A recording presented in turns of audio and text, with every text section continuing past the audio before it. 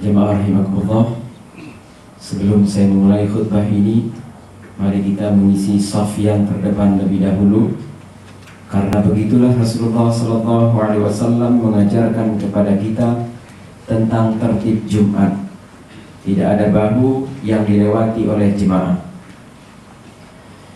Innal hamdalillah nahmaduhu wa nasta'inuhu wa nastaghfiruh wa na'udzu billahi min sururi anfusina wa min sayyiati a'malina. May yahdihillahu fala mudilla lahu wa may yudlilhu fala hadiya lahu. Ashhadu an la ilaha illallah wahdahu la syarika lahu wa ashhadu anna Muhammadan abduhu wa rasuluh. Allahumma salli ala Muhammad wa ala alihi wa ashabihi ajma'in. Amma ba'd, ayyuhal hadirun, ittaqullah mastata'tum. Faqad qala Allah ta'ala fil Qur'anil Karim, a'udzu billahi minasy syaithanir rajim. Bismillahirrahmanirrahim. Qul inna salati wa nusuki wa mahyaya wa mamati lillahi rabbil alamin. La syarika lahu wa bidzalika umirtu wa ana awwalul muslimin.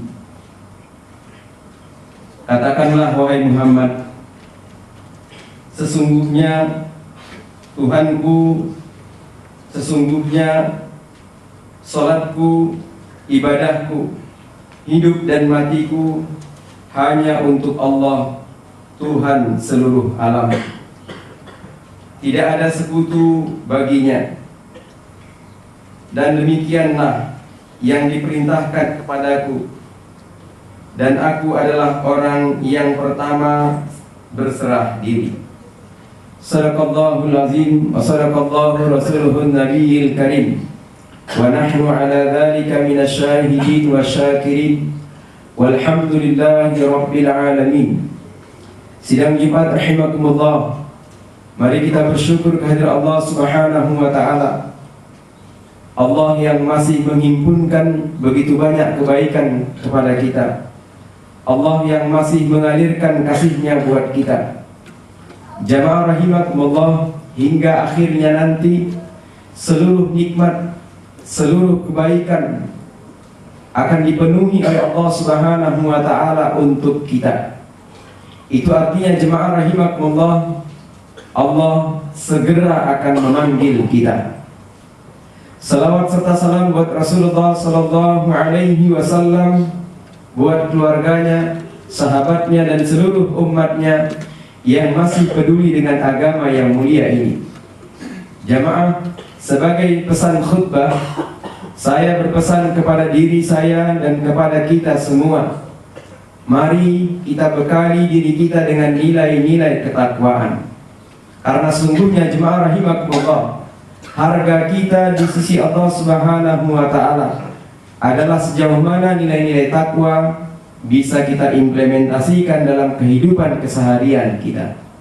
Sehingga kemudian jemaah rahimakumullah, Allah akan meletakkan kita sebagai orang yang sukses dalam melakoni kehidupan di dunia ini, dan insya Allah sukses di hari kemudian semata karena takwa. Jamaah, saya akan mengawali khutbah ini dengan sebuah kisah di zaman Khalifah Umar bin Khattab radhiyallahu anhu. Seorang rakyat jelata dari Mesir menuju Madinah hendak bertemu dengan Amirul Mukminin Umar bin Khattab radhiyallahu anhu. Setelah bertemu, rakyat jelata ini menyampaikan keluh kesahnya. Wahai Amirul Mukminin, satu kali di Mesir ada pertandingan menunggang kuda. Aku salah satu pesertanya, dan aku mampu mengalahkan anak gubernur Abdullah bin Amru, anak gubernur di Mesir, Amru bin As. Lalu Amirul Mukminin, hal ini tidak diterima oleh Abdullah bin Amru. Aku dicambuknya. sambil berkata, "Wahai rakyat jelata." Kejadian ini Amirul Mukminin diketahui oleh ayahnya. Kemudian aku dipenjarakan agar berita ini tidak tersebar sampai ke telingamu. Aku berhasil lolos dari penjara dan menyampaikan keluh kesahku ini kepadamu.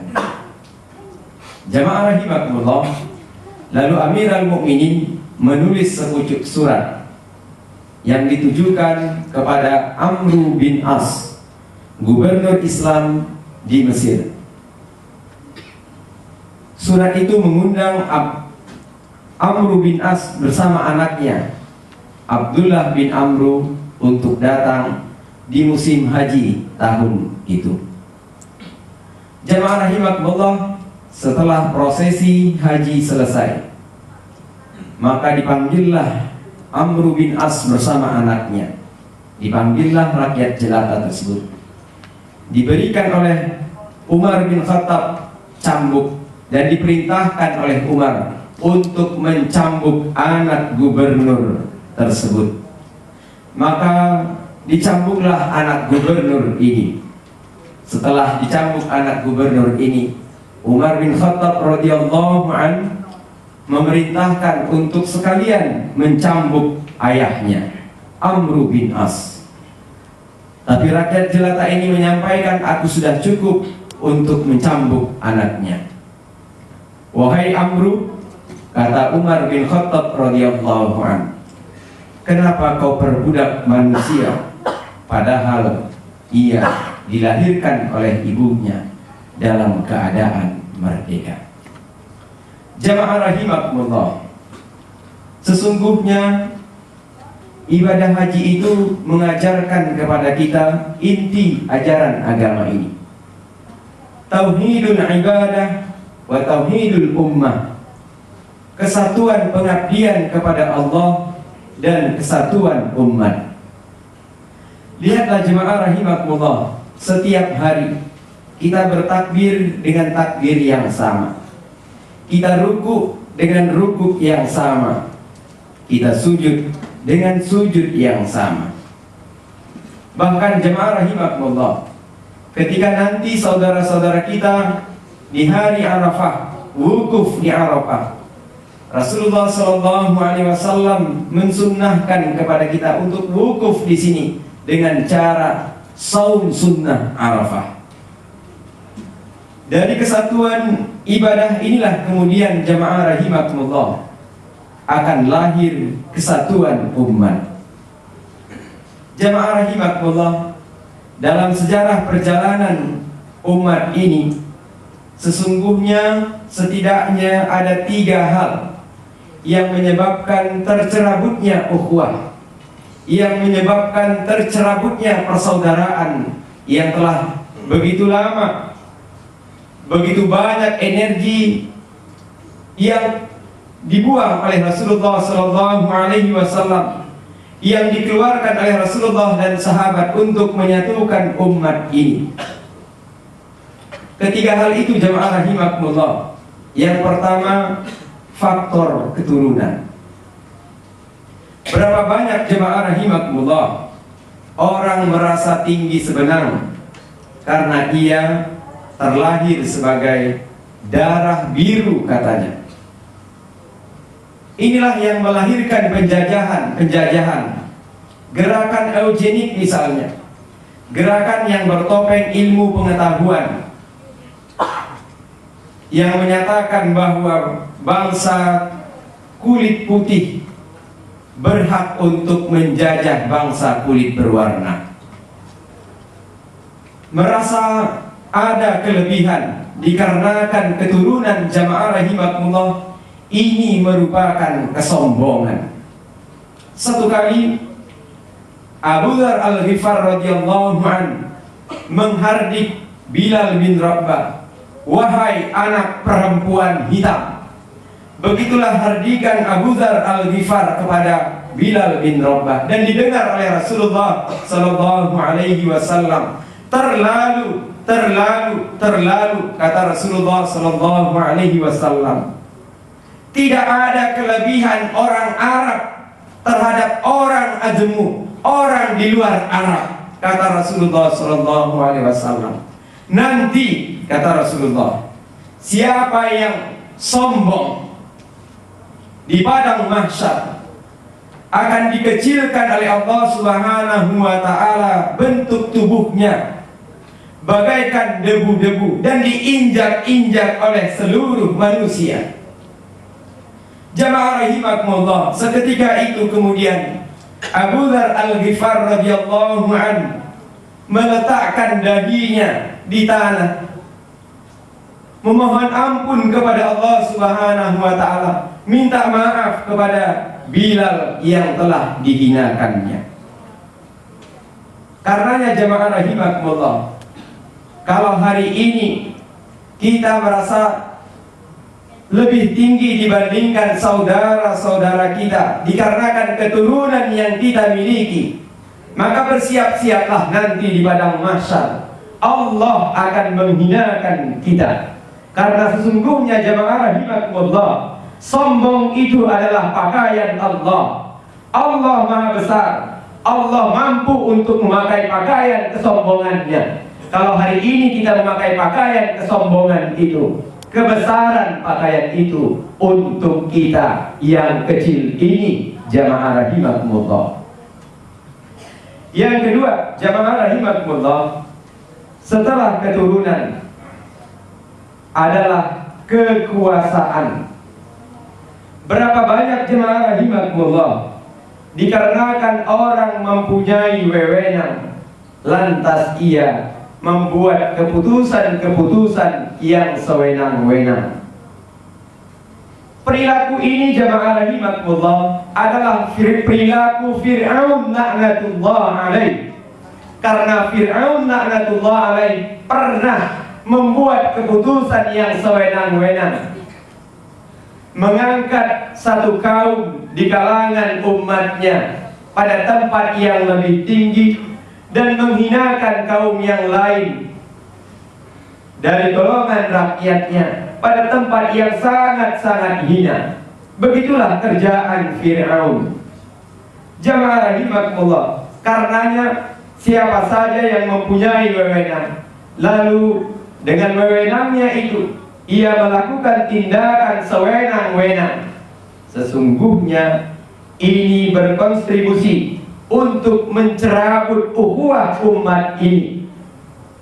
Jamaah rahimakumullah, Rasulullah Sallallahu Alaihi Wasallam telah menyatukan Bilal bin Rabah dari Habsyi dengan Abu Sufyan dari kalangan pemuka Quraisy. Rasulullah Sallallahu Alaihi Wasallam yang memerintahkan Abu Sufyan yang katanya mulia itu sebelum Islam untuk memeluk, untuk mencium Bilal bin Rabah yang hitam itu. Jamaah rahimakumullah, Rasulullah Sallallahu Alaihi Wasallam tidak ada melakukan klasifikasi di kalangan umatnya dikarenakan keturunan, dikarenakan faktor-faktor sosial lainnya. Yang ketiga jamaah rahimakumullah, faktor yang menyebabkan tercerabutnya ukhuwah umat ini adalah kekayaan. Berapa banyak jemaah rahimakumullah dikarenakan kita kaya, kemudian kita sewenang-wenang dengan kekayaan yang kita miliki.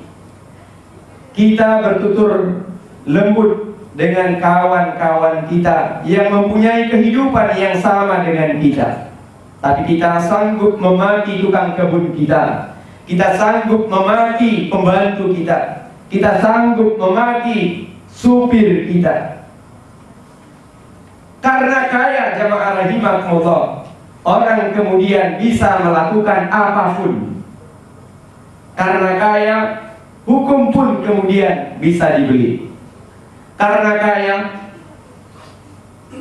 orang yang tadinya di tahanan pun bisa melenggang keluar. Karena kaya jamaah rahimakumullah, semuanya kemudian bisa diatur.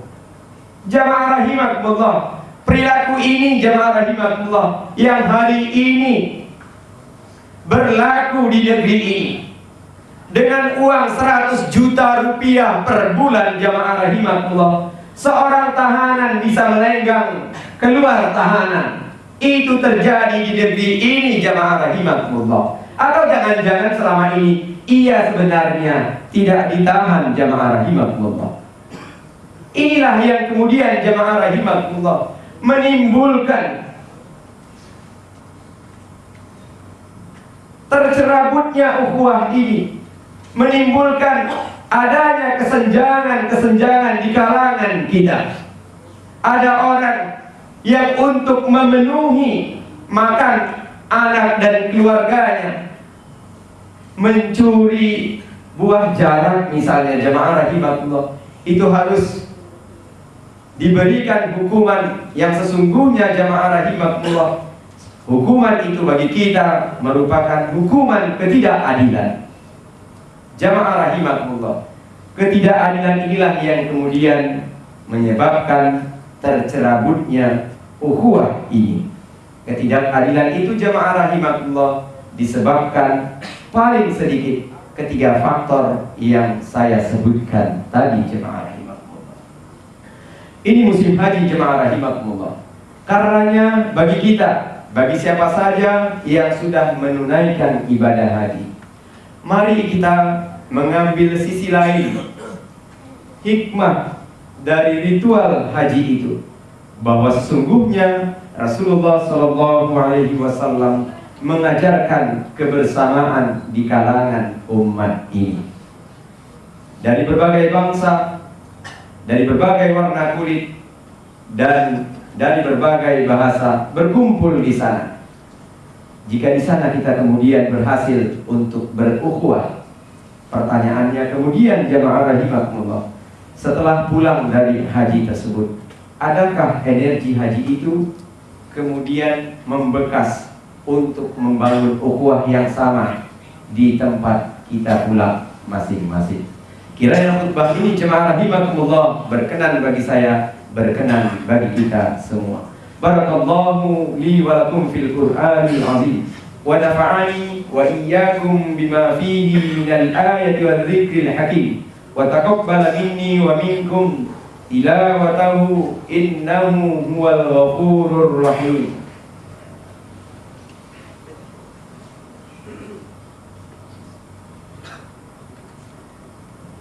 Innal hamdalillah alladzi khalaqal mauta wal hayata liyabluwakum ayyukum ahsanu amala wa huwal azizul ghafur.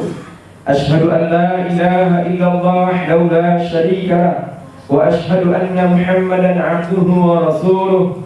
Allahumma salli ala Muhammad wa ala alihi wa ashabihi ajma'in.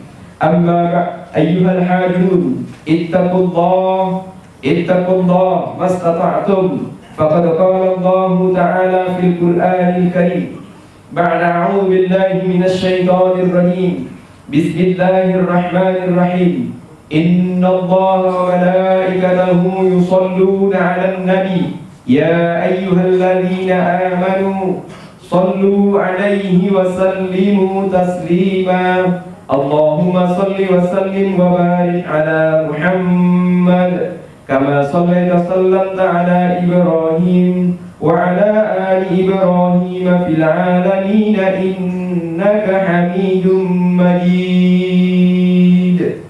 Allahumma ighfir lil muslimina wal muslimat wal mu'minina wal mu'minat al ahya'i minhum wal amwat bi rahmatika ya arhamar rahimin. Allahumma ihdina wahdi bina wahdin nasa jami'a waj'alna sababan liman ihtada. Allahumma ansur lil muslimina wal muslimat wal mu'minina wal mu'minat fi kulli makan, khususan fi biladina Indonesia ammah bi rahmatika ya arhamar rahimin. Rabbana zalamna anfusana wa illam taghfir lana wa tarhamna lanakunanna minal khasirin. Ibadallah, innallaha ya'muru bil adli wal ihsan وإيتاء ذي القربى وينهى عن الفحشاء والمنكر والبغي يعظكم لعلكم تذكرون فاذكروا الله العظيم يذكركم واسألوه من فضله يؤتكم ولذكر الله أكبر